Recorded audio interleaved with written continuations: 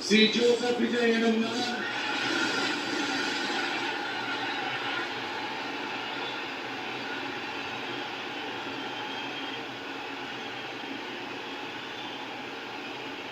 சட்டப்படி அமைக்கப்பட்ட இந்திய அரசியல் அமைப்பின்பால் உண்மையான நம்பிக்கையும் மாறா பற்றும் கொண்டிருப்பேன் என்றும் இந்திய நாட்டின் ஒப்பில்லாத முழு முதல் ஆட்சியையும் ஒருமையையும் நிலை நிறுத்துவேன் என்றும் தமிழ்நாட்டு அரசின் முதலமைச்சராக